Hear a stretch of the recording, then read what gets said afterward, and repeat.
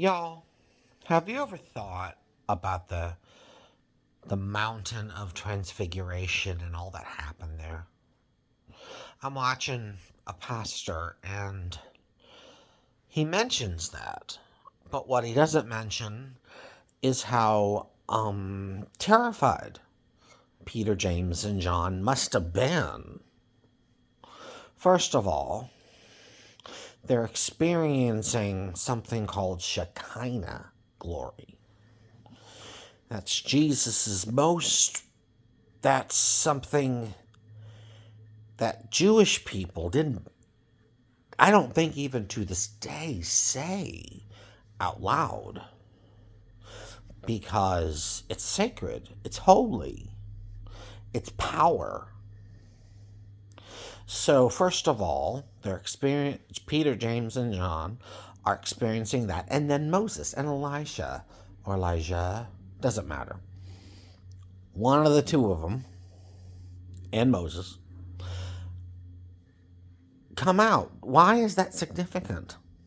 Because Moses is dead. Moses is dead. He's buried up on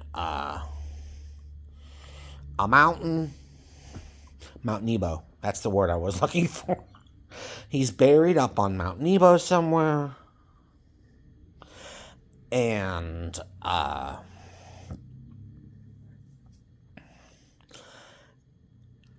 the other guy's dead too. Has been dead for a long time.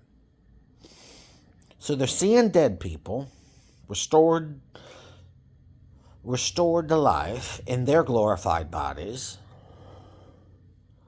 I don't know if it's in their glorified bodies or bodies that they would. I don't know. It doesn't matter.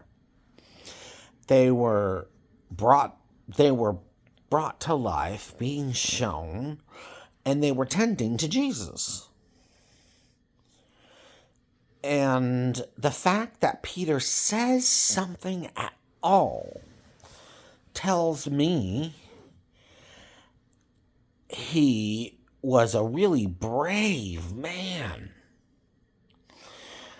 Because if someone started glowing so bright that I couldn't say it out loud, that I couldn't say the word out loud, and two dead people show up to tend to him, to tend to my friend, my male friend, I wouldn't be speaking at all. I'd be like, I'm about to die. That would have been my first thought. I'm gonna die. I'm gonna die right here. I'm gonna die. And that would have been it. That would have been it. But the fact that he speaks and says, we should build a temple to Moses, to Elisha, to Jesus, and then the clouds come down. And then the clouds come down and hide the people that came. And Jesus spoke, or God spoke. God spoke and said, this is my son. Listen to him. Again, not something you see every day. They would have been dumbfounded and terrified.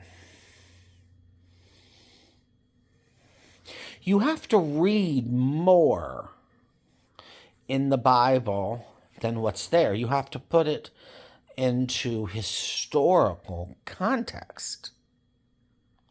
And you have to read the Bible as a whole. It may be 66 books, and it may be divided into Old Testament and New Testament, but they are still living in Old Testament times. Remember, they are in Old Testament times because Jesus hasn't died yet and rose from the grave. So they're still in Old Testament times. And that's why all of this is so significant. Something to think about on this very late Wednesday night. Read your Bible. Get into it. Cross-reference things. And get the real story.